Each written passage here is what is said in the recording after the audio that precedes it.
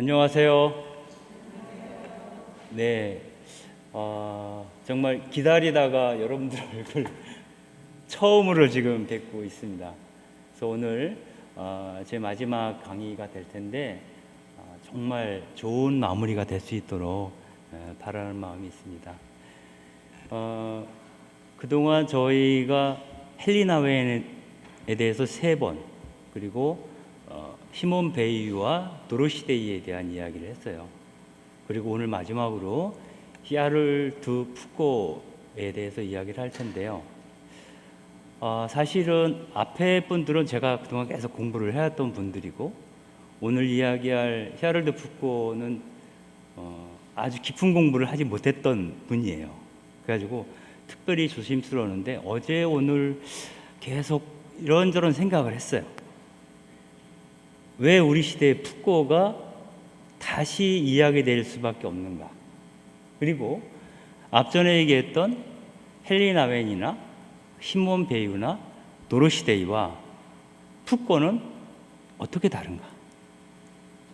또 어떻게 비슷한가? 이런 생각을 좀 했습니다. 그런데 제가 2가지 점에서 생각을 했습니다. 하나는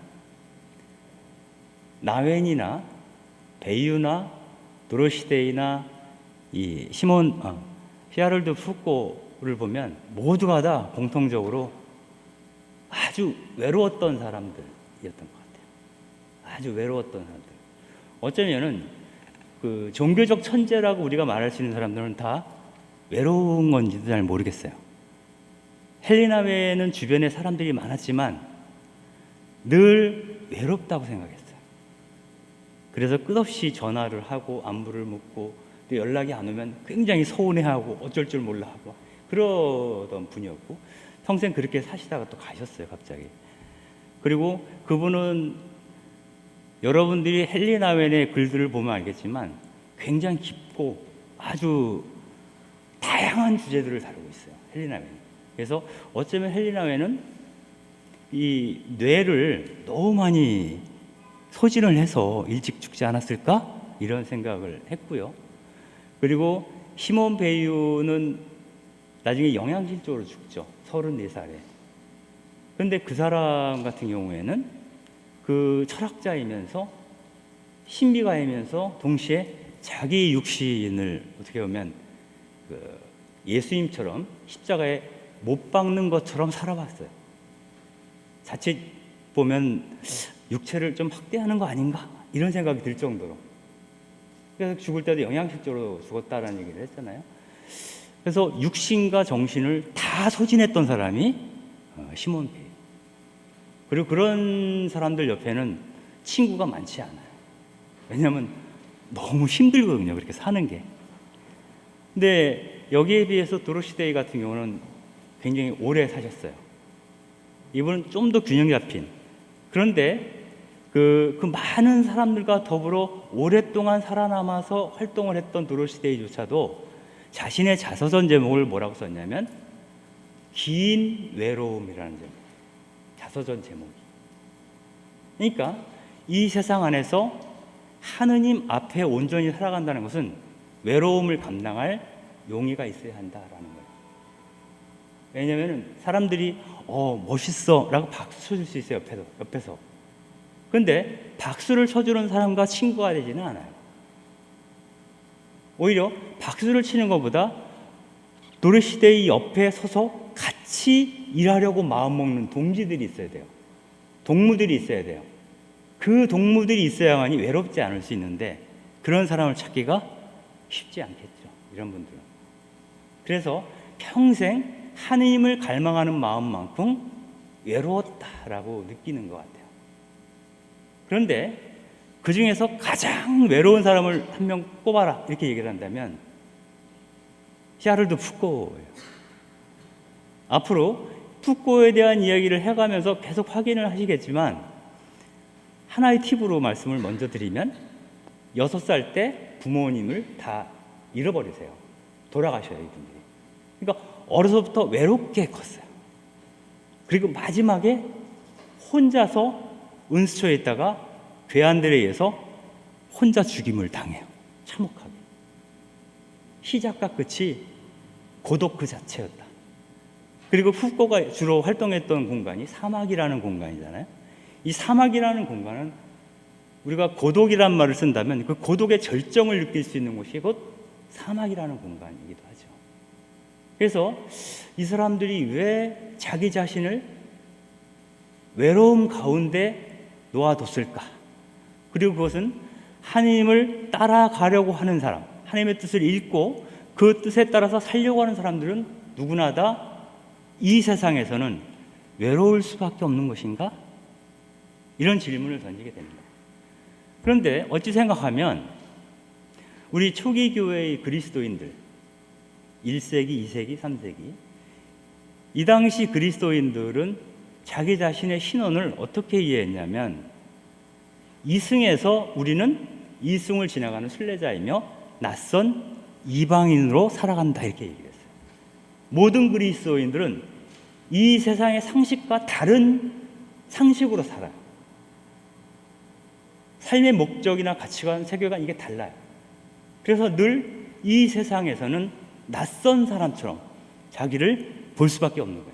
남들이 자기를 낯설게 보고 나 역시 낯선 사람으로 이방인으로 살아갈 자신이 있을 때 나 스스로에 대해서 나는 그리스도인이다 라고 이야기할 수 있는 거다 이런 거죠.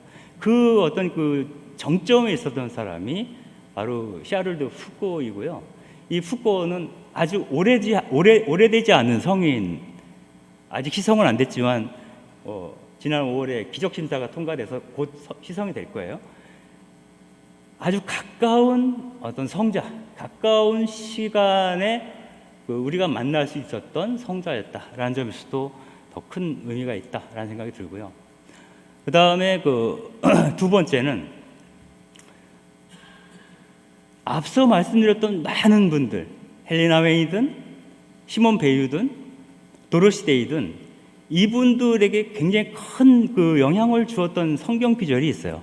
그 마태복음 25장에 나오는 내용인데 최후의 심판에 관한 얘기예요. 거기서 그 얘기 나오죠. 여러분들 다 아는 내용입니다. 누군가 배고플 때 먹을 것을 주었느냐? 누군가 목마를 때 마실 것을 주었느냐? 누군가 병에 걸려서 고통받고 있을 때 찾아가 봐 주었느냐? 누군가 감옥에 갇혔을 때 그를 만나 주었느냐? 이런 것들을 얘기를 하죠. 그죠? 그런데 그 뒤에 기절이 뭐냐면 너희가 가장 작은 자들, 번역에 따라서는 보잘것없는 그 한 사람에게 해준 것이 곧 나에게 해준 것이다 라는 규절이 따라와요. 이거 굉장히 중요한 의미가 있는 말이에요. 앞서 말했던 분들은 대부분 배고플 때 빵을 주고 목마를 때 마실 것을 주었던 사람들이에요. 이건 뭐예요? 사랑을 베푼 사람들이에요. 그래서 우리는 그분을 성자라고 얘기하는 거거든요. 그런데 히아를드 푸코는 조금 강조점이 달랐던 것 같아요.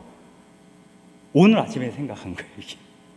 잘 보면서 푸코는 어떻게 다를까? 생각해 보니까 푸코는 배고플 때 빵을 주었느냐도 중요하지만 보잘것없는 한 사람에게 해준 것이 나에게 해준 것이다 라고 하는 예수님 말씀이에요. 그건 뭐냐면 가난한 사람은 곧 이 그리스도. 그러면 내가 그리스도에 더 깊이 친밀하게 다가가기 위해서는 무엇이 돼야 돼요? 보잘것없는 사람한테 빵이나 물을 준 사람이 되는 게 그리스도와 더 닮을 수 있을까요? 아니면은 그 보잘것없는 사람이 되면은 그리스도와 닮을 수 있을까요? 우리가 알고 있는 많은 성인들은 전자예요. 그리스도처럼 그분의 자비와 사랑을 나누는 존재로 드러나요. 그런데 푸코는 어떻게 결심했냐면 나는 그 빵과 물을 나누는 자가 아니라 그 빵과 물을 받아 먹지 않으면 죽을 사람들, 즉 보잘것없는 사람들 가운데 하나가 되겠다. 그러면 나는 곧 누구랑 동일시돼요? 그리스도와 동일시돼요. 그래서 그리스도 안으로 더 깊이 들어가기 위해서 스스로 자청해서 가난한 자가 되기로, 말제가 되기로 결정한 사람이 히아르드 푸꼬다. 그래서 베푸는 자가 아니라 어찌 보면 베품을 받아야만 하는 자가 되기로 작심한 사람이 히아르드 푸꼬다, 이렇게 볼 수가 있습니다. 그래서 푸꼬의 영성은 사실 우리가 따라 살기가 굉장히 어려워요. 여러분들 중에서 열심히 일해서 누군가 도울 수 있으면 좋겠어 라고 말하기는 좀 괜찮아요. 할만해요. 그런데 나 열심히 살아서 얻어먹고 살겠어 라고 작심을 하는 경우는 굉장히 어렵거든요. 부자가 돼서 누군가를 돕고 싶지, 가난한 자가 되어서 누군가로부터 도움을 받아야만 사는 삶을 살겠다라고 마음 먹는 게 참 어려운 일이거든요. 그런데 그 지점에서 푸꼬는 그 후자의 경우로 기울어져 있던 분이다. 그 점에서 푸꼬가 요즘 사람들한테는 참 인기가 없겠다 이런 생각을 했어요. 실제로 그 샤를 푸꼬의 그 영성을 따라서 살아가는 그 수도회가 있죠. 그 예수의 작은 자매들의 우애회. 여성 수도자들이거든요. 그 남성 수도자들은 예수의 작은 형제회. 이 두 가지가 있어요. 그런데 거의 성소자가 없어요. 아마 최근 10수년 동안 한 명도 없었을 거예요, 아마. 우리들이 그 예수의 작은 자매들의 우애에서 하는 일을 하면서 그들처럼 살기를 희망하기가 되게 어려운 시대를 살고 있어요. 그렇다면 그 푸꼬의 영성에 따라 살고 있는 그 작은 자매의 모습이 어떤가를 잠깐 볼게요. 그 왼쪽에 있는 그림은 광주에 있는 작은 자매의 숙소입니다. 거의 그 다 쓰러져가는 집인데 그 지붕 위에 비가 새니까 그 뭐라 그래, 위에 그 고무질로 돼가지고 씌우는 거 있어요. 우레탄도 그냥 발라버렸어요. 집 천장, 지붕을 다 비가 새지 않도록. 가지고 이거 약간 음습한 집으로 들어가면은 그 저희 어렸을 때 그 살던 집 같은 구조가 나옵니다. 거기에 사시는데 이분들 같은 경우에는 우정의 사도직을 굉장히 강조합니다. 우정의 사도직은 뭐냐면 우리 그리스도인들은, 우리 수도자들은 반죽 속에 있는 누룩처럼 대중 속에서 섞여 살면서 그리스도를, 예수님의 삶을 증언해야 되는 사람들이다, 이렇게 얘기를 합니다. 그래서 가난한 이들 가운데 한 사람으로 살아가는 거예요. 내가 어디에 투신해서 가난한 사람들을 지도하거나 이끄는 게 아니라 그들처럼, 그들 가운데 하나의 자매로, 그들 가운데 하나의 형제로 같이 동등하게 살아가는 것 그 자체에 의미를 부여하는 겁니다. 그래서 내가 만약에 수도자야, 그래서 내가 누군가에게, 가난한 사람에게 뭔가를 베풀어요. 그러면은 그 일이 계속 반복되는 상황에서 그 베품을 받는 자와 베풀어 주는 자가 평등한 관계를 형성할 수 있을까요? 다른 말로 표현하면 이 제목을 우정의 사도직이라고 해요. 우정. 도움을 주는 사람과 도움을 매번 받는 사람이 우정을 맺을 수 있는가라는 거예요. 우리가 친구들 사이에도 정말 우정이 깊어지려면 내가 이번에 밥 한 번 사면 다음에는 그 친구가 사야 돼요. 한 사람이 계속 사게 되면 어떤 그 뭐랄까 정신적인 어떤 그 종속? 약간 좀 이렇게 불편해요. 나중에 시간이 지나면. 여러분들 아마 그런 거 많이 느끼셨어요. 그래서 이 사람이 밥을 사면 내가 커피라도 사야지, 이런 생각을 하게 되는 거거든요. 그래서 그런 평등한 관계에서만 우리는 우정이 발생해요. 그건 정신적인 차원에서 이루어지는 게 아니라 물질적인 어떤 그 나눔 안에서, 평등한 나눔 안에서 우정이 발생을 하는데, 그게 불가능해진다는 거예요. 일방적으로 베풀게 되면. 그래서 그냥 가난한 사람들이 섞여 살면서 그들과 우정을 맺는 것 자체가 사도직인 거예요. 이 예수의 작은 자매들의 우애. 그래서 이 분들이 주로 하는 일은 이제 노숙자나 매매춘 여성들이나 또 그들을 찾아온 손님들, 이런 사람들을 위해서 기도하는 삶을 살아요. 매일 성체조계를 하고. 그리고 한 자매들의 우애 분들은 이런 캠페인도 했다 그래요. 나는 너의 이야기를 들어주려고 여기에 있다 라고 적혀있는 빨간 티셔츠를 입고 다니는 거예요. 그러면은 공원에 나가면 공원에서 뭔가 누군가와 이야기를 나누고 싶어 하는 사람들이 있어요. 특히 어르신들, 나이 많은 분들은 어디 가서 이야기할 기회가 별로 없어요. 친구들도 별로 없고. 그래서 그런 분들한테 한번 잘못 걸리면 계속 얘기를 들어야 되는 상황이 봉착해요. 근데 이분들의 사도직은 뭐냐면 그 얘기를 계속 듣는 거예요. 내가 그 얘기를 듣고 어떤 대단한 해결책을 주는 게 아니에요. 그냥 들어주는 것만으로도 충분하다는 거예요. 그게 굉장히 어려운 사도직이에요.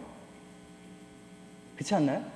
여러분들 친구 관계 맺을 때 너무 말 많은 친구 오래 못 사귀어요. 왜냐하면은 여러 시간, 한두 시간 같이 앉아있다 보면 좀 속된 말로 기빨린다 그러잖아요. 기빨린다고. 계속 듣다 보면 귀가 아프고 말한 건 저 사람인데 기운은 내가 빠져. 듣는 사람이. 그런 거 경험해 본 적 있죠? 되게 힘든 거예요. 경청한다는 게.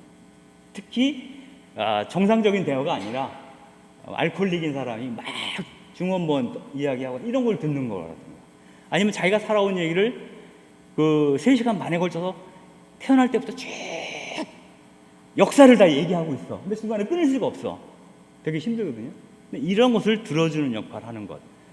그래서 그 사람에게도 자기 말을 들어줄 수 있는 누군가 있다라고 믿게 하는 것. 그리고 스스로가 존중받을 만한 존재라는 것을 느끼도록 하는 것이 이제 우정의 사도직이라는 거죠. 그래서 이분들이 주로 하는 일은 시골에서 농사를 짓거나 아니면 공장에 다니면서 노동을 해요. 혹은 파출부로 나가기도 하죠.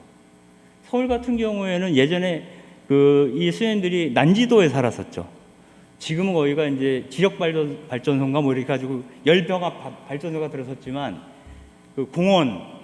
공원이 아주 크게 들어섰죠. 근데 거기가 난지도였잖아요, 옛날에. 거기에 자매들의 우애 분들이 사셨거든요. 거기서 이제 녹말을 줍는 사람들하고 뭐 이러한 일들을 해요. 그리고 어떤 국가적인 차원에서 어떤 문제가 생길 때는 뭐 시위할 때도 막 참여하고 그러시기도 하죠. 근데 기본적인 생활은 일상에서 가장 바닥 일을 맡아서 하고 그 일을 하면서 사람들을 만나는 거예요. 파출부 일을 하게 되면 파출부 일을 나가는 사람들을 만나겠죠. 그리고 그 파출부를 쓰는 주인을 만나겠죠. 그래서 자기가 만나고 그 순간 만나고 있는 사람들과 우정을 맺는 거예요. 우정의 관계를 유지하는 것이 이분들의 미션이다, 이렇게 볼 수가 있고요. 또 하나는 히아를드 푸코가 갈망했던 게 나자렛에서 예수님이 숨어 지내신 30년에 대한 갈망이에요. 우리는 그렇게 살아야 된다. 그래서 여러분들 예수의 작은 자매들의 우애에 대한 얘기를 간혹 듣긴 했지만 그분들이 어디서 인터뷰했다거나 어디 방송에 나왔다 이런 걸 본 적이 거의 없을 거예요. 그런 걸 하지 않습니다. 자기 자신을 드러내는 일을 하지 않아요, 공개적으로. 그래서 보통은 잘 몰라요. 그런데 우리가 하나님께 과자 한 봉지를 주더라도 생색을 내고 싶은 게 사람의 마음인데, 평생을 바닥생활자들과 같이 살면서 그러한 삶을 인정해주는 사람과 이야기를 할 기회가 없다라고 했을 때, 인정받을 수 있는 기회가 없다라고 했을 때, 과연 누가 그 일을 하고 싶어 할까? 누가 그 수도에 들어가서 그 스님들처럼 살고 싶어 할까? 이런 생각을 하게 되죠. 그래서 이 샤를드 푸코의 영성은 굉장히 의미 있는 영성이긴 하나 현대인들이 받아들이기가 굉장히 쉽지가 않아요. 아마 샤를드 푸코와 같이 살았던 사람만이 어찌 보면 선택할 수 있는 영성인가? 이런 생각이 들 때도 있어요. 그럼 과연 샤를드 푸코가 어떤 사람이었는가에 대해서 좀 더 보기로 하겠습니다. 일단 여러분들 알다시피 샤를드 푸코는 지난 5월에 기적 심사가 통과가 돼서 곧 아마 희석 날짜가 잡힐 것 같아요. 그리고 2005년에 이제 복자로 희복이 되신 분이에요. 요거는 뭐 중요한 정보는 아니에요. 근데 이 이야기를 하면서 한 가지만 언급을 하고 지나간다면, 이 세상에는 우리가 알지 못하는 성인이 굉장히 많다는 사실이에요. 어쩌면 교회에서 공식적으로 시성식을 하진 않았지만 여러분들 주위에도 어떤 성인이 살고 있을지 모른다는 거예요. 여러분들 토마스 머튼 강의 들으셨죠? 머튼은 성인됨에 대한 얘기를 많이 했어요. 그 중에 하나가 뭐냐면, 성인이라고 하는 것은 퍼펙트한 사람이 아니다, 완벽한 사람이 아니다. 여러분도 완벽한 사람이 아니시죠? 그렇죠? 근데 완벽한 사람이 아니어도 성인이 될 수 있다는 거예요. 성인은 뭐냐면 온전한 사람이라는 거예요. 온전한 사람이라고 하는 것은 그 사람이 어느 부분이, 그 사람이 삶의 과정에서 보여준 어느 부분이 하느님의 자비를 비추어 줄 때, 그분이 성인이라는 거예요. 여러분들이 알고 있는 공식적인 성인 가운데서도 여러 사람이 있지만 십자가의 성요한이라든가 많아요. 근데 여러분들 우리가 시성된 그 사람들하고 여러분들 한 집에서 같이 살려고 하면 같이 못 살아요. 왜 그럴 것 같아요? 대부분이 같이 살기에는 지나치게 피곤한 사람들이에요.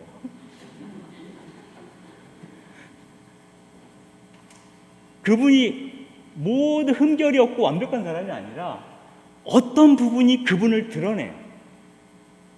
그렇지만 또 다른 부분은 되게 옆에 있는 사람을 피곤하게 하는 경우도 있어요. 어떤 강박적인 것 때문에. 그래서 근데 우리가 살다 보면 주변에 정말 참 멋지다 저 사람 하고 느끼는 사람들이 있어요.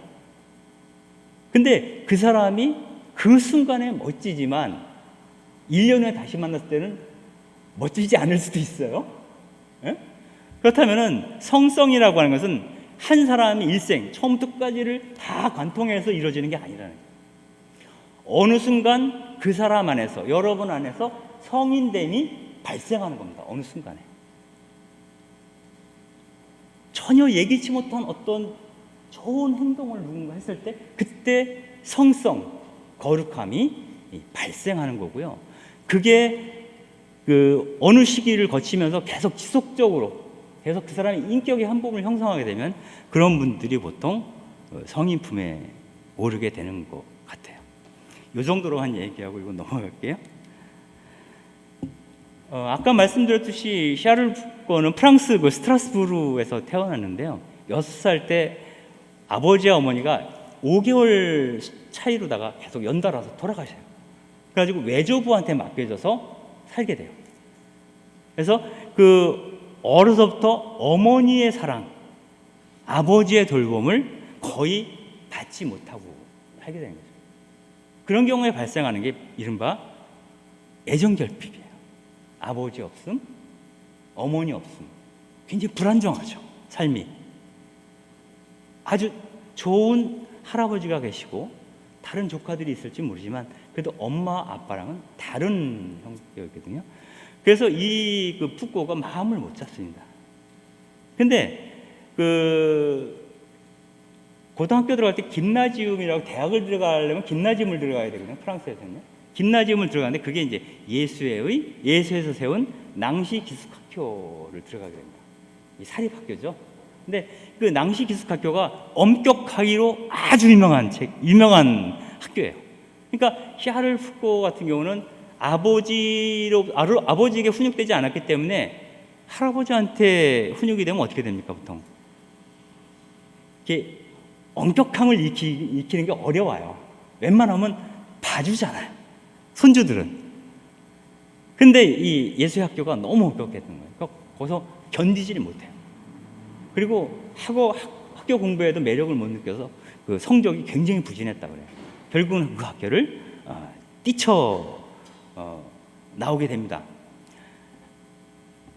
그리고 나서 그 푸꼬가 낭시 학교가 엄격해서 그 학교를 벗어났는데 본인은 육군사관학교를 들어가요. 그리고 육군사관학교를 마치고 나서는 기병학교를 들어가요. 이 시기에 유산을 받습니다. 그래가지고 엄청난 재산을 보유하게 돼요. 돈은 엄청나게 많은데 아주 그 장교로 인간이 되기도 하고 또 육군 생도로서 이제 활동을 하게 되는데 이러면서 방탕한 생활을 이어가요. 그리고 그 부모는 굉장히 신앙적이었다라고 얘기는 하나 그 신앙이 푸꼬에게 전달되지 않았어요.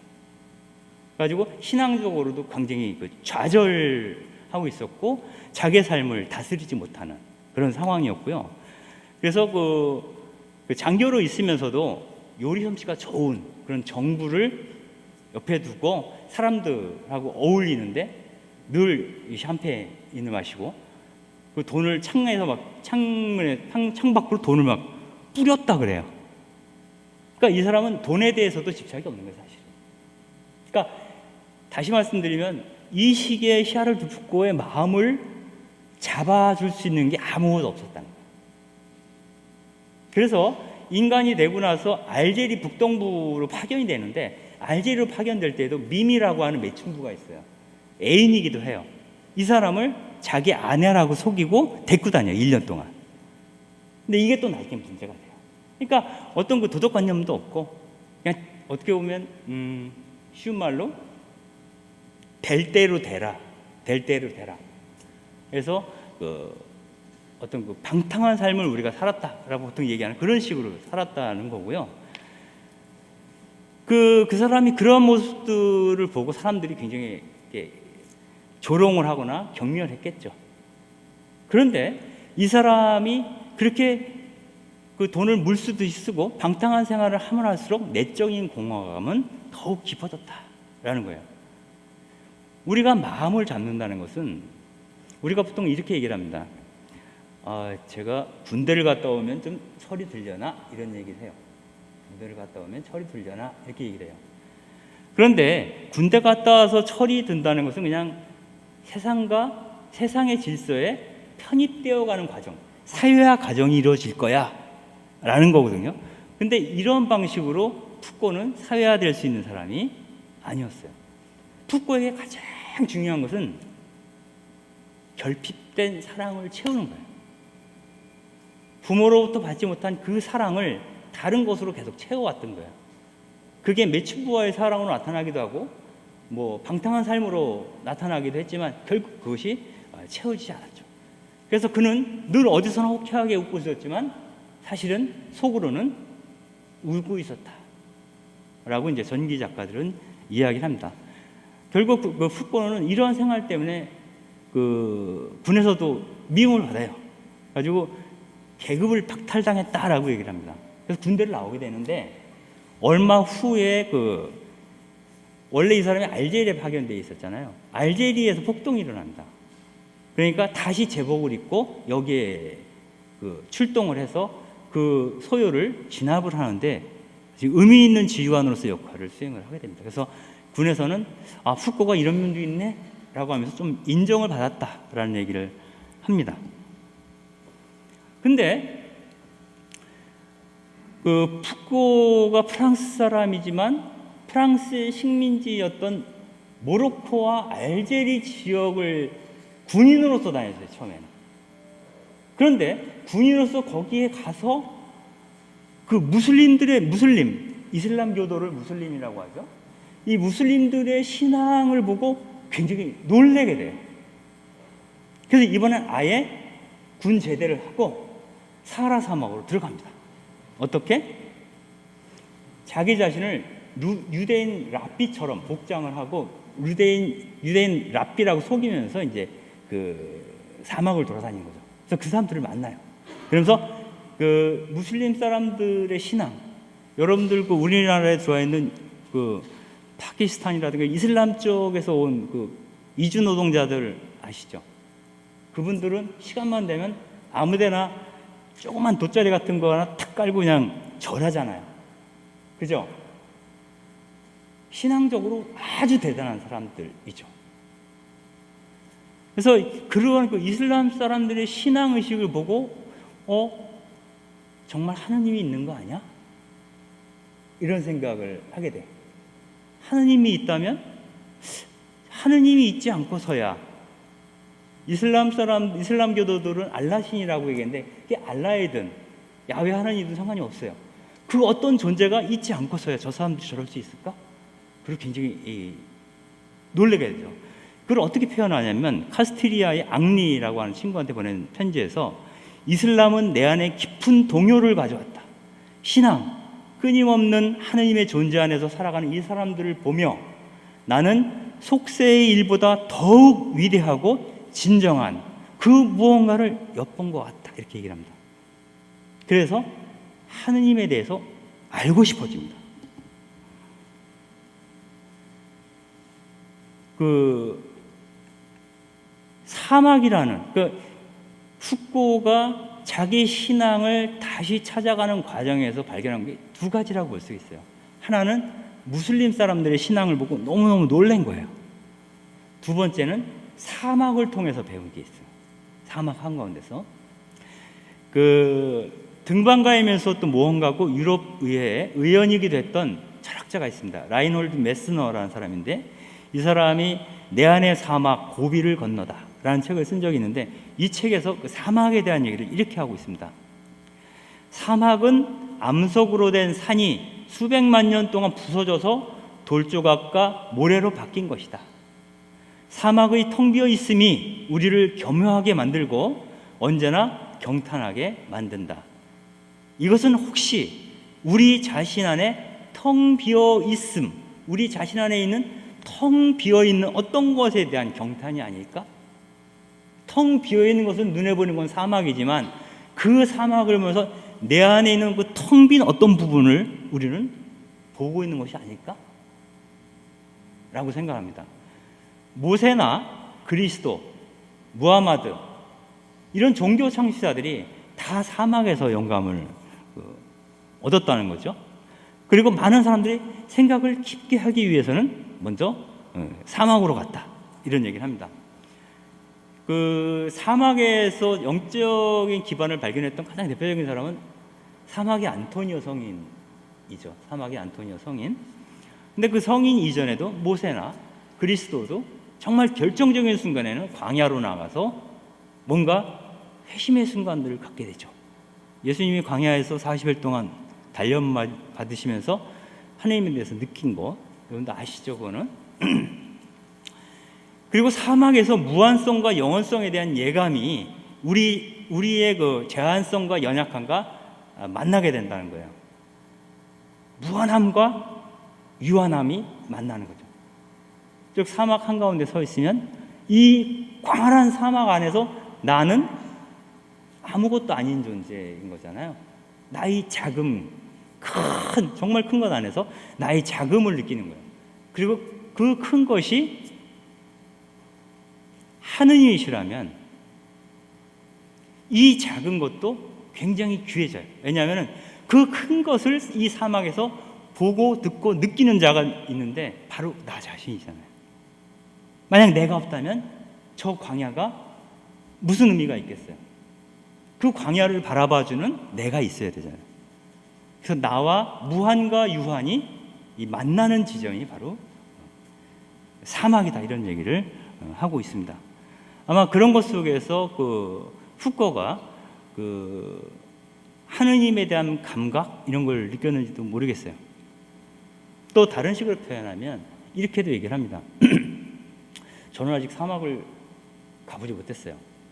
그런데 이 작가들이 하는 얘기를 들어보니 그럴 것 같기도 해요. 뭐냐면 사막이 모래밖에 없잖아요. 근데 사막에 이렇게 서 있으면 모래알이 굴러가는 소리까지 들린대요. 도시에서는 그게 안 되잖아요. 자동차 소리, 소음이 많으니까 안 들리잖아요. 그런 작은 소리들은. 밤이 되면 조금 들리죠. 여러분들 밤에 주무시다가 갑자기 시계 초침 소리가 너무 커가지고 잠을 깨는 경우도 있잖아요. 그런 것을 사막에서는 일상적으로 경험한다는 거예요. 나뭇잎이 굴러가는 소리, 물방울 하나가 똑 하고 떨어지는 소리도 굉장히 크게 들리는 거예요. 이 우주에 대한 민감성이죠. 이 우주에 대한 민감성이라고 하는 것은 다른 말로 표현하면 하느님에 대한 민감성을 발견할 수 있는 공간이 곧 사막일 수 있겠다라는 생각을 해볼 수 있겠습니다. 그래서 시아르트 부코는 하느님이 정말 존재하시는지 알고 싶었어요. 이슬람 사람들을 보면 정말 하느님 존재하는 것 같아요. 근데 정말일까? 이 사람은 보통 이 프랑스 교회에서 경험했던 하느님은 부녀자들에게나 어울릴 만한, 이렇게 표현을 해요. 부녀자들에게. 그러니까 별 볼 일 없는 하느님이라는 거예요. 예? 별 볼 일 없는. 근데 사막에 대한 경험과 무슬림에 대한 경험을 통해서 하느님에 대해서 정말 하느님이 존재하는지 확인하고 싶었어요. 그때 그 사촌 누이였던 마리가 생 오기스탱 성당의 앙리 위블랭 신부님을 소개를 해줍니다. 그래서 위블랭 신부님을 만나러 가죠, 성당으로. 그래서 하느님이 정말 존재하시는지 묻기 위해서 간 거예요. 그러면 어떻게 대답해야 될까요? 이 신부님이 3단 논법에 따라서 대답을 해요. 하느님의 신존재 증명을 해야 될까요? 그런 게 아무 의미가 없는 거예요. 이 위블랭 신부님의 입장에서. 위블랭 신부는 나중에 이 샤르드 푸코의 영적인 지도자로서 죽을 때까지 살았던 분이시거든요. 그런데 위블랭 신부님은 다짜고짜 질문하려는 그 푸코의 말을 끊고 무릎 꿇고 고해성사부터 봐라, 이렇게 얘기를 해요. 무릎 꿇고 고해성사부터 봐라.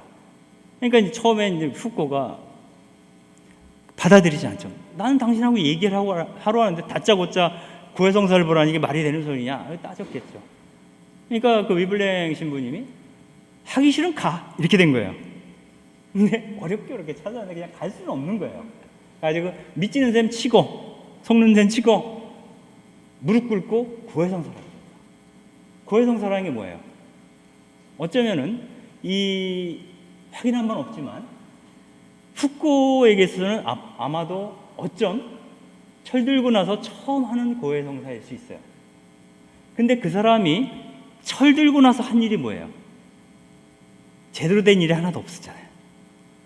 그동안 살아온 그 파란만장하고 그 엉망진창인 그 얘기를 고해성사 때 다 고백을 했겠죠. 그 얘기를 하면서 그 안에서 하느님이 어떻게 역사하시는지를 느꼈던 것 같아요. 그래서 하느님이 존재하는가 존재하지 않는가를 알 수 있는 방법은 먼저 그분에게 복종함으로써 가능하다는 거예요. 그분 앞에서 내가 무릎을 꿇고 나를 드러내 보일 때야만이 그분이 나 여기 있다라고 얘기해 준다는 거예요. 그러니까 우리가 하느님께 당신이 존재하는지 당신이 한번 말해보시오 라고 얘기하는 순간 그 질문을 아무리 던져도 그분은 우리 안에서 드러나지 않는다는 거예요. 그것을 경험하게 되는 거죠. 그런데 아까도 말씀드렸지만 샤를 푸코는 아버지 없음, 어머니 없음을 굉장히 오랫동안 경험했던 사람이에요. 그래서 내적인 공허감으로 꽉 차있던 사람인데 그 텅 빈 공허한 그 가슴 속에 텅 빈 공간 안으로 어떻게 보면은 샤를드 푸코의 사막이 되겠죠. 내면적인 사막 안으로 무엇이 물밀듯이 들어오냐면 하느님은 존재하신다. 하느님은 너와 함께 하신다. 라는 음성이 쏟아져 들어오는 거예요. 그 다음부터 샤를드 푸코는 하느님에 관한 일 위에는 아무것도 할 수가 없게 된 거예요. 갑자기 바뀌게 됩니다. 이 사람. 그때 이블랭 신부가 이런 얘기를 하죠. 그 고해성사를 하고 나니까 배고프지 하고서 아침밥을 챙겨줘요. 그런데 그 위블랭 신부가 이 시기에 초기부터 그 샤를 푸코한테 한 얘기는 뭐냐면, 앞으로 그리스도인으로 살려고 한다면 가장 비천한 자리를 선택해라. 가장 비천한 자리를 선택하면 아무도 그 자리를 빼앗을 수 없다. 내가 아주 천한 직업을 가졌어요. 누가 그 천한 직업을 가르치려고 하지 않을 거 아니에요. 그러니까 하느님이 원하시는 가장 바닥 일을 하면 그 일을 아무도 빼앗아 가지 못한다는 말은 그 일을 통해서 하느님을 너에게서 앗아가지 빼앗아 가지 못할 것이다 라는 말과 같아요. 그래서 우리가 누구도 빼앗아 갈 수 없는 하느님을 내 안에 담고 싶다면 이 세상에서 가장 꼴찌에 해당되는 천한 일을 해야 한다라고 그 위블랭 신부가 이야기를 하고요. 그게 그 푸코의 평생의 좌우명이 됩니다.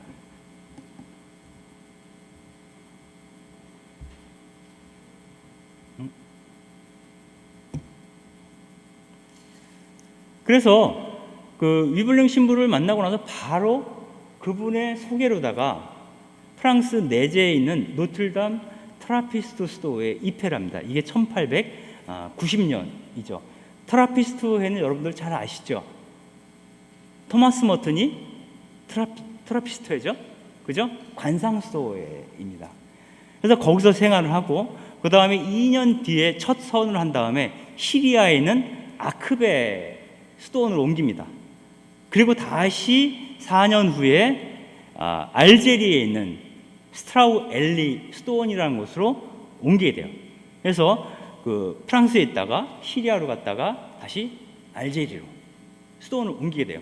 근데 여기서 많은 거를 느끼게 되는데, 여러분들 기본적으로 트라피스트회는 가장 중요한 게 분도회 계통의 수도원이잖아요. 분도회, 베네딕트회의 기본적인 그 영성의 기본은 기도하고 뭐예요? 노동하라 하거든요. 그러니까 기도생활, 반상생활이죠. 열심히 하지만 한편에서는 일을 해요. 자기들이 먹을 거를 직접 농사를 짓죠. 아니면 뭐 목공을 하거나 뭐 일을 해야 돼요. 네? 이런 걸 보면서 이 작은 것 하나, 빵 조각 하나라도 얻어먹기 위해서는 그 노동자들이, 일하는 사람들이 얼마나 자기 땀을 흘려야 하는지를 깨닫게 돼요. 그러니까 그동안 그 푸코는 굉장히 부유풍족하게 살았기 때문에 직접 노동을 해서 뭘 벌어본 적이 없어요. 유산으로 다 먹고 살았거든요. 근데 처음으로 자기 몸을 부려서 일하면서 어떤 걸 먹게 된 거죠. 허란 빵을, 그것도. 그러면서 이 물질적인 것, 빵이라든가 뭐 기타 음료라든가 이런 것들이 얼마나 귀한 것인지를 처음으로 깨닫게 돼요. 그런데 문제는 뭐냐면 여기서 7년, 트라피스트에서 7년을 생활하는데, 7년을 생활하면서 느낀 것 중에 하나가 수도 생활이 너무나 안정적이고 너무나 규칙적이라는 거예요. 여러분들 시간경이란 말 들어봤죠? 이 베네딕트 스토어에는 이 트라피스트에도 마찬가지로 시간이 되면 하루에 7번인가 몇 번 시간 땡쯤 무조건 가서 기도를 해야 돼요. 그죠? 기도 시간이 정해져 있거든요. 그 기도 시간을 사이에 두고 중간에 일하는 시간이 있고 또 렉시오 딥이나 독서하는 시간이 있고, 이게 정해져 있어요. 규칙적인 생활, 그리고 자기 몫의 일을 어느 정도 하면 늘 빵은 먹을 수가 있어요. 이런 안정된 생활, 이런 걸 하다 보니까 자기가 어떤 틀 혹은 제도에 길들여지고 있는 것이 아닌가, 이런 생각을 해봅니다. 근데 이게 예수님과 그 제자들의 삶과 좀 다른 것 같아, 이런 생각을 하는 거예요. 여러분들 복음서에서 예수님이 규칙 생활했다는 말 들어봤어요? 예수님이 갈릴레아 호숫가를 거느실 때 새벽 6시에 산으로 가셔서 기도하시고, 7시에 조반을 드시고, 8시에 다시 10분간 기도하시고, 오전 9시부터 12시까지 병자들을 고치시고, 이게 시간에 따라서 움직였다는 얘기 한 번도 들어본 적 없잖아요. 바람처럼 자유롭게 움직이시는 거거든요, 이분은. 그죠? 그 제자들도 마찬가지예요. 그래서 내 삶을 규칙이 이끌어가는 것이 아니라, 내 삶을 규칙과 제도가 이끌어가는 것이 아니라 성령께서, 자유롭게 오시는 그분의 영께서 나를 끌어가시도록 나를 놓아버리는 그 일을 하지 못하는 거예요. 너무 규칙적이다 보니까 생활이. 그래서 이건 좀 아니지 않을까? 이런 생각을 했고요. 또 하나는 사람들이 볼 때는 수도 생활하는 사람들이 굉장히 가난하게 산다라고 생각할지 모르지만, 주님처럼, 예수님처럼 가난하지는 않았다는 거예요. 예수님은 그 제자들이 그 길을 가다가 그 안식일인데도 그 나락을 훑어 먹잖아요. 배고프니까. 예? 그 정도는 아니라는 거예요, 수도 생활이. 기본적인 일용할 양식은 충분하다라는 거예요. 여기서 이제 갈등을 일으켜요. 나는 누구처럼 살고 싶어요? 정말 예수님처럼 살고 싶은데, 수도 생활을 하는 동안은 예수님처럼 살 수가 없어.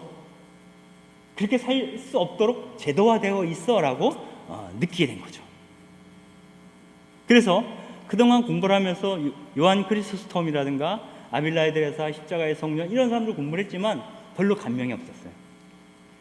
이런 성인들에서 공부하느니 복음서를 통해서 복음서에 드러나 있는 예수님이 어떻게 살았는지를 아는 것이 더 중요하다라고 생각을 하게 된 거죠. 그래서 정말 복음서에 나오는 예수님처럼 살기로 작심한 사람들이 모여서 하나의 공동체를 만들 수 없을까? 라는 희망을 갖게 됩니다. 그래서 트라피스트회를 나오게 돼요. 청장 신부님한테 허락을 받고 트라피스트회에서 나오게 됩니다. 나와서 어디로 가냐? 어디로 가기 전에 트라피스트회에 있을 때 이분이 가장 많이 했던 기도 중에 하나가 아빌라의 데레사의 기도라고 그래요. 정작 중요한 것은 오직 당신밖에 없다라고 하는 것. 그래서 그 음악을 듣고 이어가겠습니다.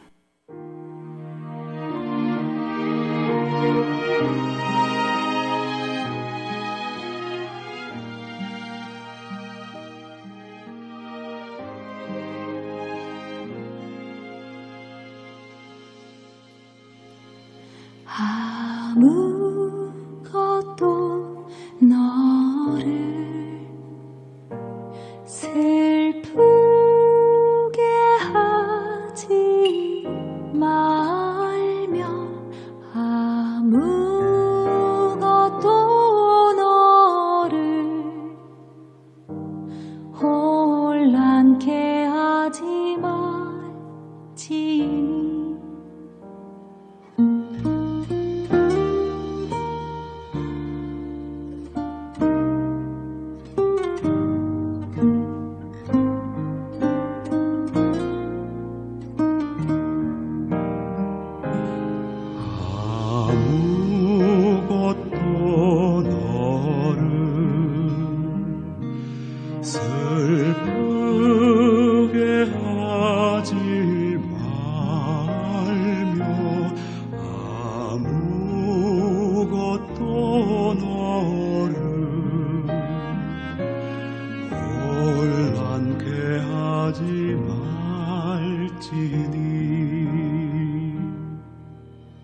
모든 것은 다 지나가는 것, 다 지나가는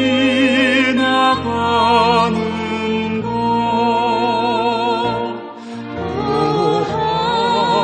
하느님은 불변하시니 인내함이 다르기니라. 하느님은 순수한 사람은 모든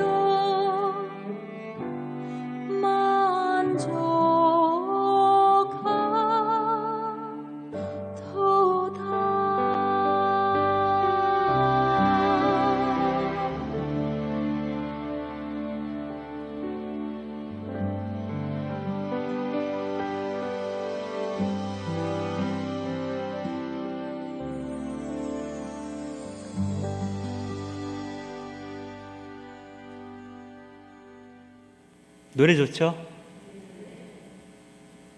하느님만으로 만족하도다. 다른 거 아무것도 필요 없다라는 거예요. 내 안이 텅 비어 있어서 사막처럼 그 안에 그분께서 햇살처럼 밀물처럼 쏟아져 들어오시면 나는 더 이상 내 것이 아닌 게 되잖아요.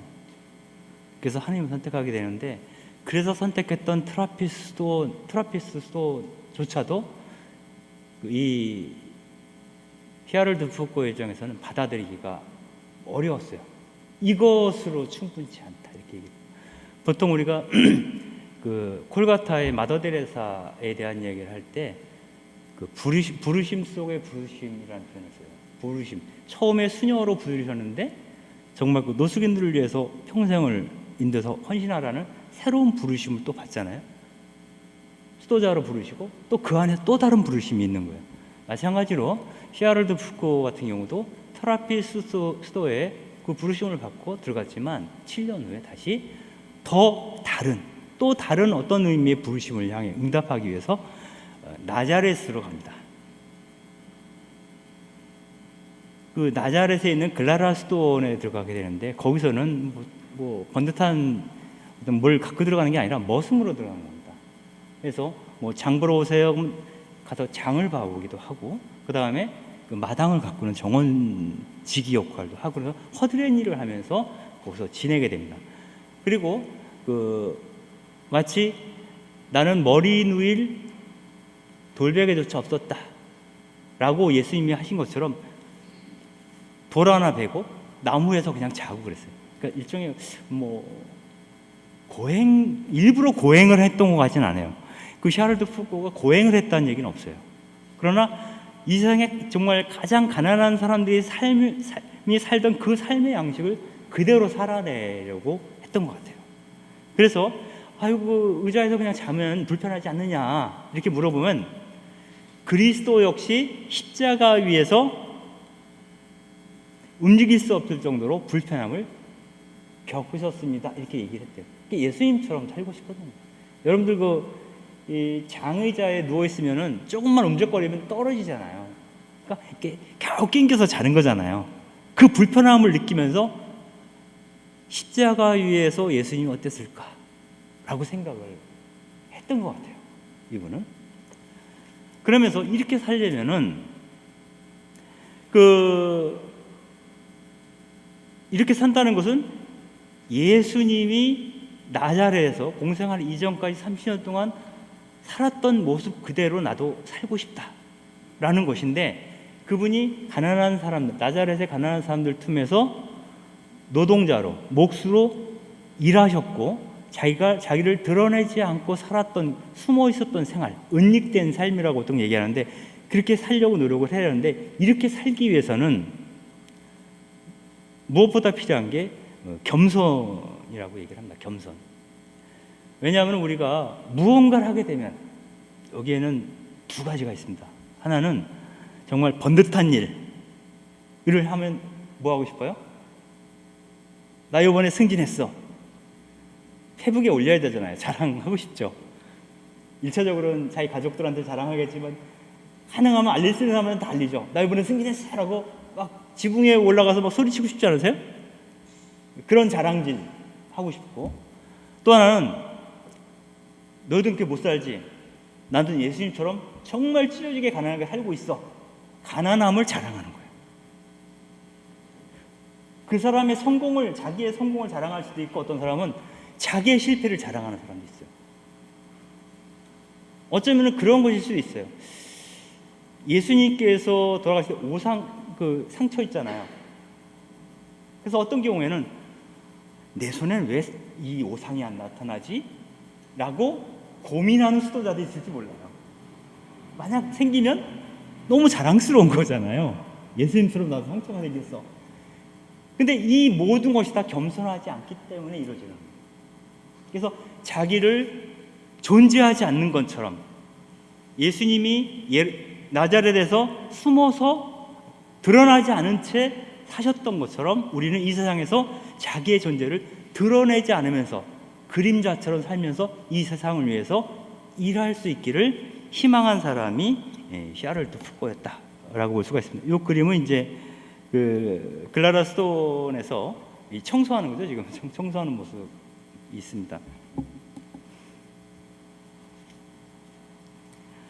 그런데 그 글라라 스톤에 있을 때 그 수도 원장이 그 푸코를 보면서 이 친구가 보통 사람이 아니다고 느꼈어요. 그래가지고 사자가 됐으면 좋겠다 이렇게 얘기를 합니다. 그래서 그 사제가 되기 위해서 신학교, 프랑스에 돌아가서 신학교를 다니게 되는데 그런 거죠. 그 푸코는 어떤 수도회 내지는 자기의 이상을 담을 만한 공동체를 만들고 싶었죠. 그러려면은 그 창립자는 사제이어야 더 그 일을 하기가 쉽다고 판단했어요. 그래서 그런 이야기를 듣고 수도원에 들어가죠. 그래서 나중에 1901년에 프랑스 비비에르에서 사제로 서품을 받게 됩니다. 그래서 사제 서품을 받은 다음에는 아프리카의 그 모로코와 알제리의 국경 근처에 있는 그 베니 수도원, 베니 아베스라고 하는 곳인데 거기를 은수처로 삼아서 살기 시작을 합니다. 근데 여기서 그 은수처에서 살면서는 그 무슬림을 믿고 있는 부족들에게 복음을 전파하는 방법을 설교가 아니라 나의 삶을 통해서 드러내겠다라고 하는 거예요. 그래서 내가 정말 사심없이 그들을 위해서 일해주고 아껴주고 돌봐준다면 사람들이 나를 보고 뭐라고 얘기했어? 참 좋은 사람일세 이렇게 얘기하겠죠? 나랑 신앙은 다르지만 자네는 참 좋은 사람일세라고 얘기해요. 그 말 뒤에는 뭐가 있냐면 자네는 참 좋은 사람일세, 그러니 자네가 믿고 있는 하느님도 참 좋은 분일 거야 라고 생각하게 만드는 것이 이 샤를드 푸코의 선교 방식입니다. 그러니까 직접적으로 예수를 믿으시오 이런 거 없습니다. 내가 잘 사는 것이 그분의 영광을 드러내는 것이다 라고 그 샤를드 푸코는 얘기를 했습니다. 그 중에 하나가 이 당시만 해도 알제리나 이 북아프리카에 노예들이 많았어요. 그러니까 그 노예들이 많아서 노예들을 볼 때마다 이 사람은 유산을 많이 받았다고 그랬잖아요. 푸코가 돈으로 이제 노예 주인한테 돈을 주고 노예들을 풀어줘요. 노예를 해방시켜주는 자기가 사서. 근데 그게 한계가 있잖아요. 그래서 프랑스 정부에 계속 노예 제도를 없애달라고 탄원을 계속 넣게 됩니다. 근데 이러한 것들도 사실은 그 지역에 있는 노예들, 그 흑인 노예들에게 그리스도교 신앙에 대해서 좀 사뭇 다른 시선으로 보게 하는 요인이 될 수 있겠죠. 그리고 여기에 사는 동안은 이제 가끔씩 이제 프랑스 군인들이 오죠. 그래서 그 사람들과 같이 미사를 보기도 하고, 또 오아시스에 사는 사람들이 오면 그 사람들하고 친교를 나누기도 하고, 그리고 아이들 오면 이렇게 먹이고 뭐 이런 일도 했죠. 그래서 이 베니스톤에는 많은 사람들이 찾아왔는데 그 사람들 가운데에는 사실상 그 가톨릭 신자는 거의 없었다고 봐요. 군인들 빼고는. 나머지는 무슬림이거나 혹은 뭐 신을 믿지 않는 사람들이거나 뭐 이런 사람들이겠죠. 근데 그런 사람들을 종교랑 상관없이 모두 다 환대해주고 먹고 쉬고 갈 수 있도록 해주고 그들과 대화를 나누는, 그것을 자기 자신의 이 지역에서 할 수 있는 미션이라고 생각했던 것 같습니다. 그 베니스톤 그림은 그 뒤에 보이시죠? 그림? 네.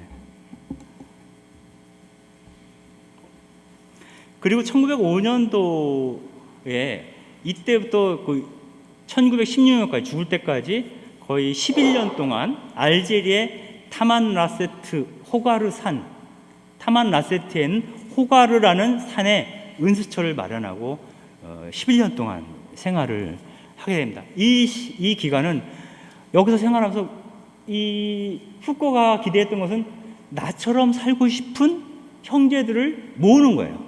여기에 수도원을 세우고 싶었던 거예요. 근데 많은 형제들이 왔다가 그냥 가요. 여기 남아서 같이 수도 생활을 하는 사람이 없었어요. 그것 때문에 푸코가 굉장히 상처를 입었다고 그럴까? 굉장히 마음이 아팠죠. 근데 아무튼 그 수도원은 사막 한가운데 있었던 곳인데 그 그 사막 한가운데 있는 호가르산 은수처에서 이런 얘기를 합니다. 이 사막은 나에게 가장 깊은 기쁨을 줍니다. 여기에는 매혹적인 감미로움이 있고 고독 가운데 살면서 내 자신이 치유받고 행복해집니다. 또한 영원함을 마주보면서 진리에 쌓여있는 나를 발견하게 됩니다. 이런 얘기를 합니다. 그리고 옷은 그 무슬림 사람들과 똑같은 베두인족이라는 게 유목민족을 얘기하는 거예요. 하얀색 옷, 똑같은 옷을 입고 다만 그 상징은 이제 예수고난에도 아마 이 상징일 거예요, 그죠? 그 성심 위에 이제 십자가 있는 거, 그죠? 그래서 그거만 이따 표식으로 걸고 거기서 생활을 했던 거죠.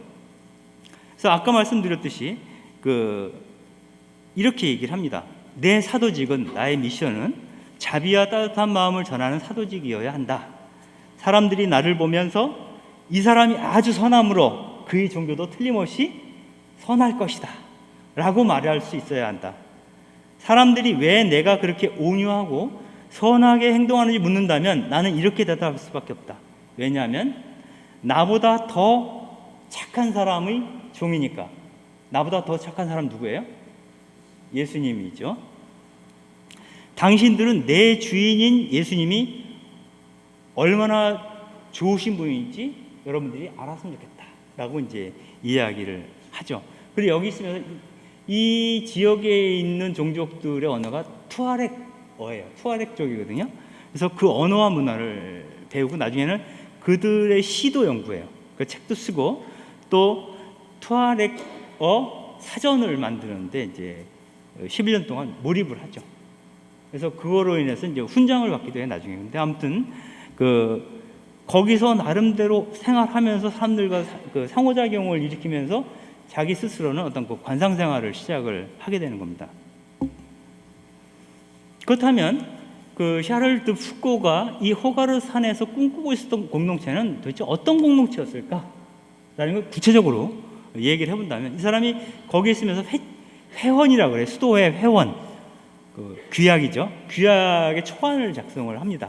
그래서 그 초안을 작성해서 위블랭 신부님한테 보내주면 그 사람한테 의견을 줘요.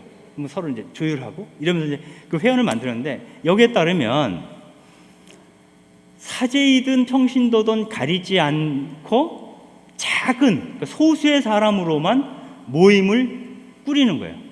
인원이 한 공동체가 인원이 많으면 안 된다는 거예요. 왜냐하면 수도에 인원이 많아지게 되면 이 사람들을 관리할 필요가 생기죠. 수도에 처음에 10명일 때는 알아서 그냥 그렇게 서로 필요한 것들을 했지만 그게 100명으로 늘어나면 어떻게 되겠어요? 나름대로 규약과 규칙을 통해서 제도화하지 않으면 어디로 굴러갈지는 몰라요. 가족적인 관계가 아니기 때문에 이미. 그리고 이 사람들을 어떻게 먹일 것이냐에 대해서 고민을 해야 돼요. 그래서 이 사람들을 먹이려면 후원회를 조직해야지 이렇게 생각해 볼 수도 있겠죠. 대부분 큰 수도회들은 후원회를 많이 조직을 해서 그거로 이제 수도원을 운영하는 경우가 많이 있습니다. 그래서 우리 스스로가 겸손해지기 위해서는 규모가 크면 안 된다. 그리고 이 작은 수의 회원들이 개인 소유를 포기하고, 이건 수도자들은 누구나 다 그렇죠. 그리고 자신의 손노동을 통해서 빵을 먹는다. 그러니까 베네딕토회 수사님들이 다 여기에 속하는 것이기도 하죠. 근데 더 중요한 것은 제복과 봉쇄도 없이. 그러니까 수도자들이 보통 제복을 유니폼을 입으시잖아요. 수사님들 다 특별한 복장을 하죠. 이 복장은 뭐냐면은 이 복장을 입은 사람과 이 복장을 입지 않은 사람을 구분해 주는 거죠. 평신도와 수도자를 구분해 주는 거예요. 근데 이것은 긍정적인 측면도 있지만 적어도 푸코가 볼 때는 부정적으로 보이는 거예요. 왜냐하면 내가 무슬림 사람들하고 대장장인 무슬림 사람하고 만나서 이야기를 나누는데 나는 이 사람들은 처음 보는 옷을 입고 있어. 그럼 계속 신경이 쓰이죠. 저 사람은 가톨릭이래. 저 사람은 수도자래. 그러면 이 사람과 나 사이에 일종의 벽이 하나 생기는 거야. 이 벽을 철폐하기 위해서는 이 사람들과 똑같은 옷을 입어야 한다는 거예요. 그래서 수도자들만의 제복을 따로 갖지 않는다는 거고, 그 다음에 봉쇄생활, 트라피스트 회가 봉쇄절 중에 깔멜처럼, 그죠? 그 수도원 밖으로 못 나가잖아요. 근데 그렇지 않고 수도원 안과 밖을 늘 넘나들 수 있는, 경계 없이 넘나들 수 있는 그러한 공동체였으면 좋겠다. 그러한 공동체에서 나자렛 시절의 예수님처럼 자유롭고 소박하게 사는 그러한 공동체를 만들고 싶다라는 꿈을 꾸게 됩니다. 이어서 이 수도에서는 호칭이 없는 거예요. 그 사람의 직분과 직위를 나타내는 호칭을 갖지 않는다는 거예요. 이를테면 그 예수의 작은 자매들의 우애가 있죠. 거기서는 모든 사람을 무슨 자매? 이렇게 불러요. 자매님, 자매님. 여러분들 교우들끼리 자매님이라고 부르죠. 여자분들은. 남자분들끼리는 형제님이라고 부르죠. 그 형제와 자매라는 호칭만 쓰는 거예요. 그 외의 호칭을 쓰지 않는 거예요. 성경에 이런 게 있죠. 너의 스승님은 한 분이시다. 그리고 너희는 모두 형제다. 또 이 세상에 누구도 아버지라고 부르지 마라. 너희 아버지는 오직 한 분, 하늘에 계신 그분뿐이시다.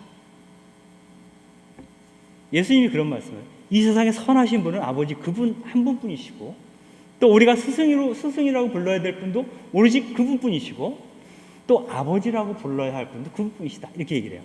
그런데 우리 교회 안에서 아버지란 말이 굉장히 흔히 사용되고 있어요. 사실은 참 미묘하고 어려운 문제인데요. 여러분 본당 신부님이잖아요. Father예요. 영어로 Father. 아버지라고 부르지 말라 그랬거든요. 성경에서 예수님이. 근데 우리 신부님들한테 Father라고 불러요. 그리고 수도회, 베네딕트 수도회 같은 경우에, 큰 수도회, 대수도원 같은 경우는 수도원 원장, 최고위층을 아빠스라 그러죠. 아빠스가 뭐예요? 아버지란 뜻이거든요. 예수님이 하느님을 아빠라고 불렀어요. 아빠, ABBA, 아빠라고 불렀잖아요. 친근하게 부르는 거예요. 그 아빠스. 예수님은 아빠란 말 쓰지 말라 그랬는데 하느님 외에는 수도회 안에서는 최고 지도자를 아빠스라고 불러요. 아버지라고 불러요. 그리고 여성 수도회, 큰 여자 수도원 같은 경우는 그 최고 장상을 뭐라고 불러요? 마더라고 부릅니다. 마더. 그래가지고 그 마더가 여러 명이면 빅 마더가 있고 리틀 마더가 있는 거예요. 이런 식으로 구분을 해요. 그래서 그것이 일종의 교회가 어떤 질서를 잡기 위해서 필요했던 권위주의적 호칭이라는 거예요. 그러나 내가 꿈꾸는 그 공동체는, 그 수도회는 아빠스라는 말을 쓰지 않는다. 아버지라는 말을 쓰지 않고 어머니, 누구에게도 어머니라고 쓰지 않는다. 파더마더 안 쓴다. 우린 모두가 다, 그 사람이 사제이든 평신도이든 누구이든 상관없이 우리 공동체에 있는 사람은 다 브라더고 다 시스터인 거죠. 너희는 모두 형제다라고 하는 예수의 말씀대로 우리는 살겠다. 이런 서원을 하게 됩니다. 그리고 이런 얘기도 하죠. 후코가 생각했던 공동체에서 말하는 미션 혹은 선교는 우리는 예수께서 유산으로 주신 가난한 이들과 함께 하겠다. 함께 하자. 이렇게 얘기를 합니다. 좀 읽어보면은 교회가 먼저 철저한 가난을 살아야 한다고 후코는 믿었어요. 그래서 값비싼 옷을 걸치고 오는 그리스도교는 복음에 맞지 않으며 사람들에게 거부감을 일으킬 것이다. 이렇게 얘기합니다. 이 얘기 뭐냐면 우리가 보통 제3세계에 선교 나갈 때 막 많은 물질적으로 많은 걸 투자를 하잖아요. 구호물자도 갖다 실어 놔두고. 근데 그런 걸 통해서 선교하는 것은 한계가 있고 그 물자를 받아먹는 사람들이 굉장히 자존심이 센 사람들이라면 바로 거부할 것이다. 이렇게 얘기를 합니다. 그래서 우리는 우리의 가난을 통해서 그들에게 가야지 우리의 물질적인 풍요를 갖고 그들에게 가서는 안 된다. 그러면 우리의 복음적 진실이 왜곡될 수 있다라고 얘기를 합니다. 그리고 수도 생활은 선물과 애긍 희사와 연금으로 숨어 사는 가난이 아니라 소박하고 비천한 노동으로 가난해야 한다. 이거 뭐냐면은 보통 수도회들이 사실 경제적으로 풍요롭진 않죠. 풍요롭진 않아요. 풍요롭진 않지만 그 사람들이 일상을 살아가는데 필요한 재원을 어디서 마련하냐면 많은 경우에 희사, 그 독지가나 은인이라고 그래 표현하잖아요. 은인들이 이제 희사를 하죠. 많은 경우에. 그래서 소액인 경우에는 후원을 하기도 해요. 이런 걸 통해서 유지되는 가난이 아니라 내가 일해서 번 만큼 먹는 거예요. 일해서 자기가 입을 수 있는 옷만 입는 거죠. 누추하면 누추한 대로, 남루하면 남루한 대로. 그래서 누군가의 도움 없이 내가 감당하는 가난을 살아야 된다라고 얘기를 합니다. 또 이런 얘기를 하죠. 가난은 과장된 절제나 아낌이 아니다. 부유한 자가 재치 있게 관리하는 재능도 아니다. 청비는 금전에 대한 애착에서 해방되어 돈을 싫어하는 것이다. 우리는 부유한 사람들도 하느님의 자녀이므로 사랑하지만 그들과는 상종하지 않으련다. 왜냐하면 그들은 우리를 필요로 하지 않기 때문이다. 우리는 예수께서 유산으로 주신 가난한 이들과 함께 하자. 여기서 얘기하는 건 그겁니다. 우리 수도회가 가난하게 사는데 이 가난하게 사는 게 절약해서 뭔가 아끼려고 가난한 게 아니라는 거예요. 아끼느라고, 절약하느라고 가난한 게 아니라는 거예요. 우리의 가난은 금전으로부터 우리 자신이 얼마나 해방될 수 있는가에 달려있다는 거예요. 그래서 돈에 집착하지 않는, 우리가 어떤 일을 할 때 이건 사실은 뭐 사목을 하든지 선교를 하든지 아니면 어디서 뭘 하든지 좋은 사회복지 활동을 하든지 처음에는 좋은 뜻을 갖고 하지만 나중에는 사람들을 볼 때 어떻게 보이냐면 돈으로 보여요. 특히 이 사람이 장상인 경우는 더 심해져요. 저 사람 정도면 이 정도는 후원할 수 있을 텐데 이 돈으로 보이거든요. 원래 이 사람이 그런 사람이 아니었어요. 정말 좋은 뜻으로 일을 시작했는데 돈이 필요하니까 나중에는 다 돈으로 보는 거예요. 본당 신부님 여기 서서 미사할 때마다 이 신자들을 다 돈으로 보이면 어떡하겠어요? 저 인간이 얼마나 연합하죠, 규모금. 아니면 이렇게 되면 이제 그 완전히 거꾸로 가는 거거든요. 본말이 전도되는 거예요. 근데 그렇게 될 위험성이 있다라는 거예요. 그리고 부유한 사람들은 우리가 아니더라도 알아서 잘 산다 이거예요. 그러니까 우리는 그 많은 사람들 중에서 정말 이 세상에서 바닥에 살고 있는 사람들에게로 가서 그들과 함께하는 걸 우리 미션을 하자. 그러니까 이 샤를드 푸코 같은 경우는 굉장히 부유한 사람이었잖아요. 어쩌면은 그런 얘기도 해요.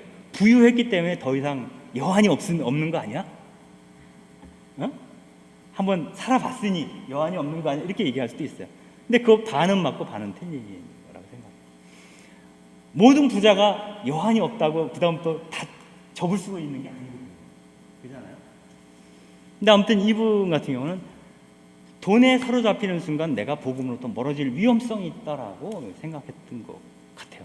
그래서 그 나자렛에서 자기의 힘으로 노동하며 살던 그 예수처럼 살기 위해서 가장 그들과 같이 가난한 사람들 속에 우리가 들어가 살자라고 이제 그 공동체에 제안을 하는 거죠.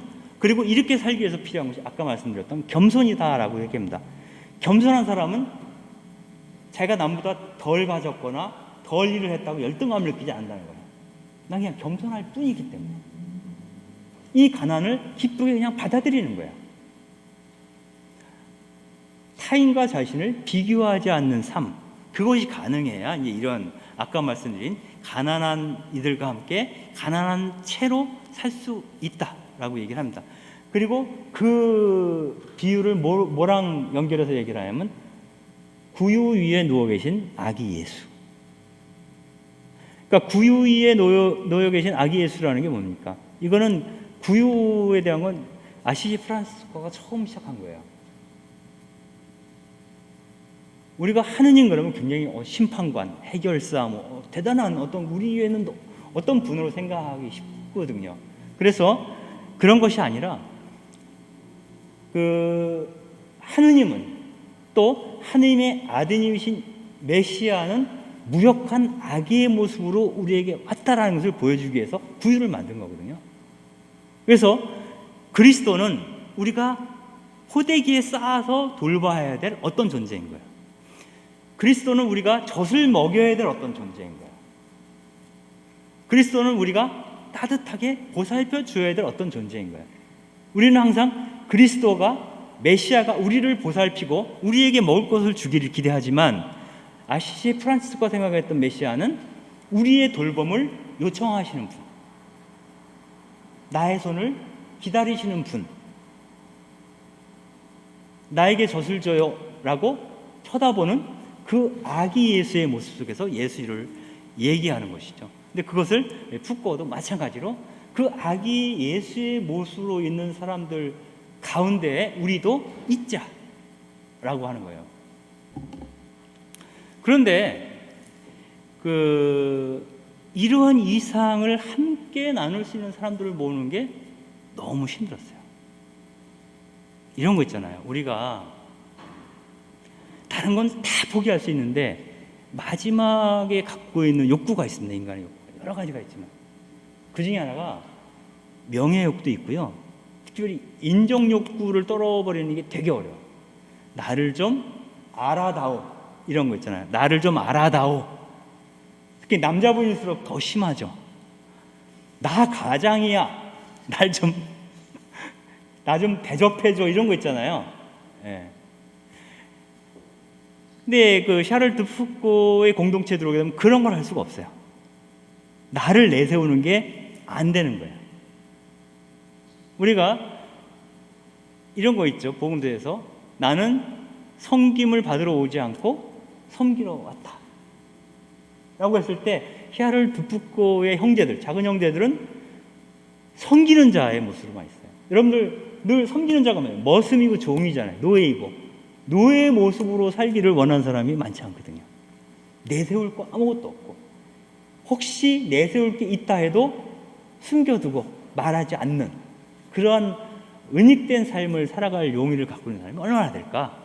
별로 없다는 거죠. 그래서 왔다가도 며칠 있으면 그냥 떠나버리는 거예요. 이 공동체에 합류하는 회원이 이 푸코가 죽기까지 한 명도 없었어요. 단 한 명도. 혼자서 11년 동안 이 은수처에서 살은 거예요. 혼자서. 같이 사는 사람 한 명도 없이. 누군가 오더라도 하루 이틀 만에 떠나버리고. 그러니까 너무너무 외로운 거죠. 아마도 이때에 이분이 느꼈던 것이 여러 가지 표현을 하고 있는데 아마도 6살 이후에 부모님이 돌아가시고 어찌 보면 고아가 된 느낌을 이때 다시 한번 느끼는 거죠. 그런데 그때와 지금의 차이점은 지금은 그 은수 생활의 그 바탕에 그분께서 계시다는 게 다르죠. 하느님께서. 그럼에도 불구하고 푸코는 그렇게 얘기를 합니다. 나는 점점 더 고독해진다. 나는 갈수록 이 세상에 혼자라는 것을 뼈아프게 느낀다. 마치 추수 때 잊어버리고 그냥 가버린 홀로 남은 대추 한 알과 같은 느낌이다. 굉장히 좀 이 고립감 같은 거 이런 걸 느낄 수 있는 이야기입니다. 이런 얘기도 합니다. 마지막 순간까지 나는 누군가 오리라고 희망했다. 그러나 아무도 오지 않았다. 한 명의 그리스도인 여행자도 한 명의 군인도 혼자서 미사를 드릴 수 있다는 허가도 오지 않았다. 1년 만에 처음으로 성탄 전야 미사를 드릴 수 없었다. 막판에 가서는 사람이 없어서 성탄 전야를 드리지 못할 지경까지 갔다는 거예요. 그리고 이 사람이 푸코가 죽기 1년 전이죠. 1910년이면 1년 전인가? 1910년에 16년에 죽으니까 5년 전이네요. 푸코가 좋아하던 그 3명의 사람이 이제 죽게 돼요.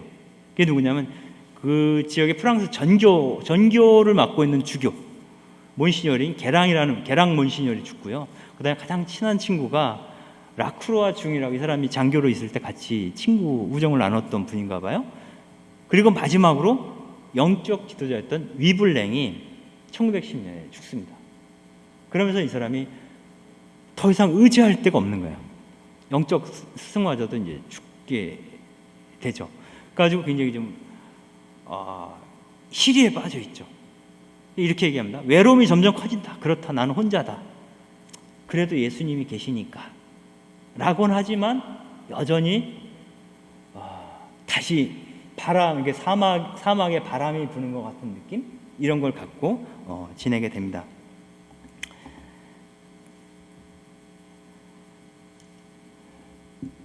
그러다가 1914년에 제1차 세계대전이 터지죠. 제1차 세계대전이 터지면서 이 푸꼬는 프랑스에 들어가서 군종사제나 혹은 위생병으로 전쟁에 나가야 되는 거 아닐까? 이런 생각을 하다가 그래도 내 자리는 여기를 지키는 거야 하면서 그 은수처에 남기로 결정을 합니다. 그런데 푸꼬는 계속 혼자 지내면서 이런 얘기를 계속 듣고 있었던 거예요. 전체가 다 무슬림 지역에서 그 은수처를 갖고 있었는데 이런 소리가 들려요. 너는 순교자가 될 것이다. 다 빼앗기고 벗기운 채 피투성이가 되어 땅에 내동댕이 쳐지고 강제로 살해당하는 고통을 각오하라. 이러한 일이 당장이라도 일어날지 모른다고 생각하며 또 이를 원하라 라는 말을 듣게 돼요. 근데 얼마 후에 1916년 12월 2일에 사누시파, 이건 한 분파겠죠? 무슬림 한 40명 정도 되는 무슬림들이 이 은수처에 난입을 해서 물건을 훔쳐가면서 결국은 16살 먹은 소년이 그 괴한 중에 한 사람이죠. 이 푸꼬를 총으로 방아쇠를 당겨서 죽입니다. 그때 푸꼬는 뒤에 묶인 채였고 죽임을 당한 다음에는 벌거벗겨가지고 이제 구덩이에 던져버리고 달아났어요. 나중에 보니까 구덩이에 막 처박혀 있는 거. 그런 그 푸꼬의 모습을 나중에 프랑스 군인들이 발견하게 되고요. 그리고 그 성체를 모시는 성합이 있어요. 그것도 남아 있었다 그래서 이제 그거를 나중에 그 성당을 지을 때 보존을 하게 되는데 이 죽을 당시의 예수님의 모습은 이 죽을 당시의 푸꼬의 모습은 마치 예수님의 모습과 거의 닮아 있었다. 아주 쉬운 거죠. 무력한 채로 두 팔이 묶인 채 벌거벗기고 죽임을 당하는 거죠. 또 뭐가 있어요? 죄 없이. 그래서 그 푸코는 평생 그리스도를 닮아서 살고 싶어 했고 나자렛이라는 곳에서 숨은 은닉된 삶을 살고자 했는데 그 삶의 결과 끝도 예수님처럼 그렇게 무력한 채로 벌거벗기운 채로 당혹스럽게 죽음을 당하는 그러한 모습이었다고 합니다. 그래서 그 푸코가 죽고 나서 엘골레아라는 곳에 이제 묻었는데 그 묘비에 이렇게 써 있다 그래요. 나는 일생 동안 복음을 외쳐댔다라고 씌어 있다고 합니다. 또 그 푸코의 갑작스러운 죽음까지 얘기를 했는데요. 푸코 하면은 우리가 가장 많이 알고 있는 게 의탁의 기도입니다. 의탁의 기도. 하느님께 나를 맡기는 기도에서 이걸 갖고 이제 김정식 로제리아 선생님이 이제 작곡을 하신 게 있는데 그 음악을 듣고 나서 마무리 발언하고 끝내는 것으로 하겠습니다. 이 몸을 당신께 바치오니 좋으실 대로 하십시오. 저를 어떻게 하시든지 감사드릴 뿐 저는 무엇에나 준비되어 있고 무엇이나 받아들이겠습니다. 아버지의 뜻이 저와 모든 피조물 위에 이루어진다면 이 밖에 다른 것은 아무것도 바라지 않습니다. 내 영혼은 당신 손에 걸어드립니다. 당신을 사랑하기에 이 마음에 사랑을 다하여 하느님께 내 영혼을 바치옵니다. 당신은 내 아버지시기에 끝없이 믿으며 남김없이 몸을 드리고 당신 손에 맡기는 것이 어쩔 수 없는 저의 사랑입니다. Mon Père, je m'abandonne à toi, fais de moi ce qu'il te plaira. Quoi que tu fasses de moi, je te remercie. Je suis prêt à tout, j'accepte tout. Pourvu que ta volonté se fasse en moi, en toutes tes créatures. Je ne désire rien d'autre, mon Dieu. Je remets ma vie entre tes mains, je te la donne, mon Dieu, avec tout l'amour de mon cœur, parce que je t'aime. Et que ce m'est un besoin d'amour, de me donner, de me remettre entre tes mains, sans mesure, avec une infinie confiance, car tu es mon Père.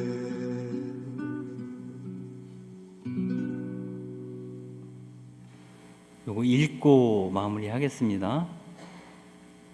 빈민지역이나 공장이라는 사막으로 히아롤드 푸코는 생전에 제자를 두지는 못했지만 그의 영향으로 1933년에 예수의 작은 형제와 예수의 작은 자매들의 우회에 1939년입니다. 설립되었다.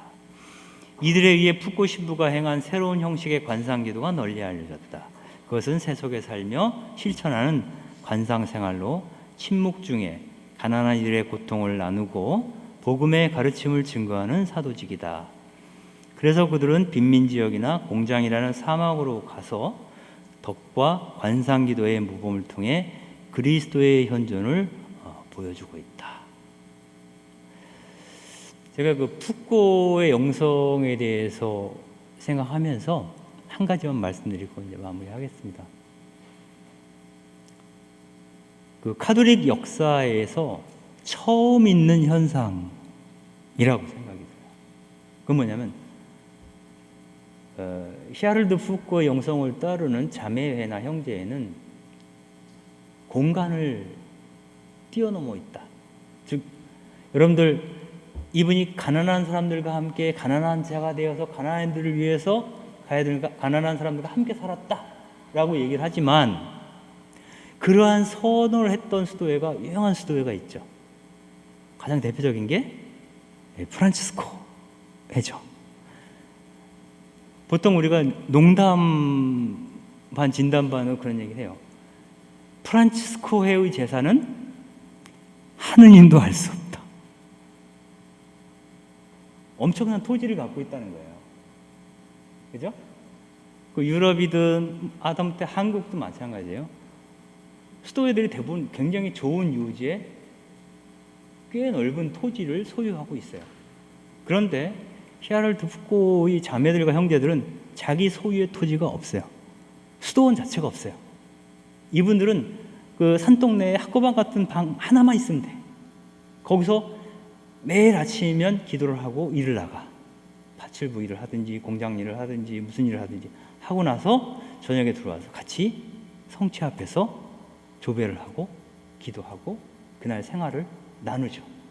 그럴 수 있는 공간만 있으면 되는 거예요.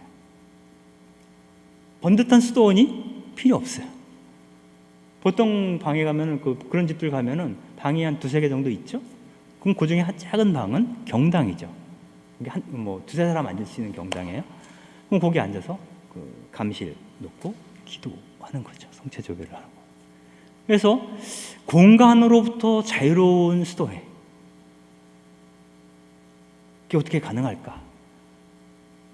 푸코의 영성에서만 가능하다. 푸코의 영성.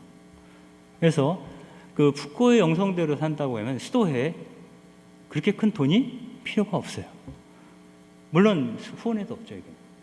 당신들이 파출부를 해서 공장에서 일해서 번 돈으로 먹고 사는 거예요.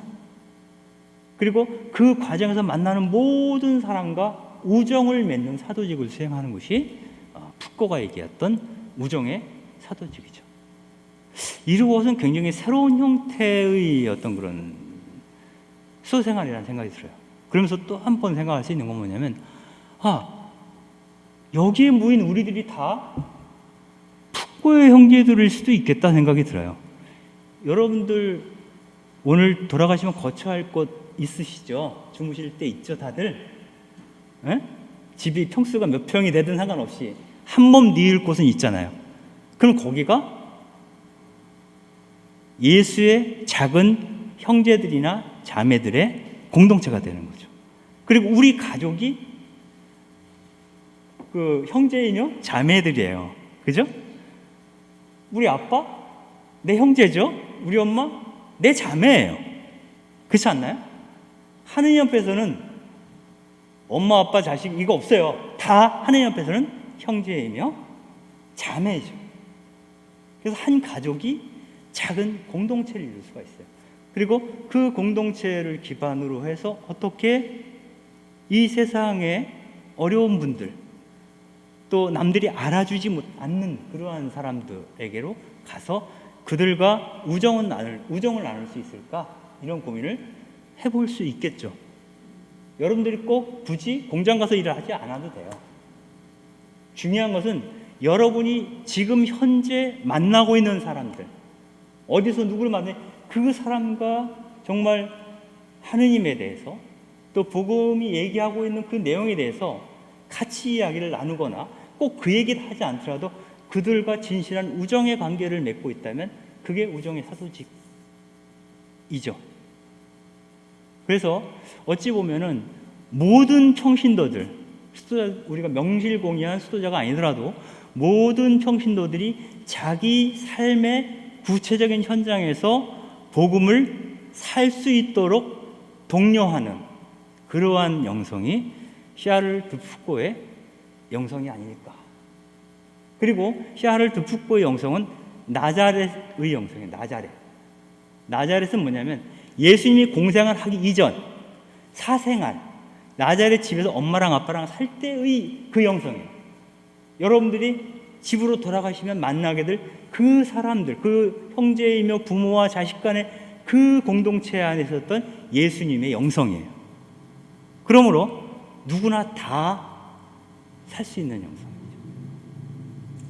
그래서 그러한 측면에서 샤를 푸코가 모든 그리스도인들이 수행을 하면서 하나님을 묵상하면서 자기 삶을 통해서 그분이 사랑하시던 가난한 이들과 어떤 나눌 수 있는 부분들을 찾아갈 수 있는 물꼬를 터주고 있는 것이 아닐까, 그런 생각을 해볼 수 있는 그런 시간이 되었으면 좋겠습니다. 오늘 강의는 여기까지 하겠습니다. 감사합니다.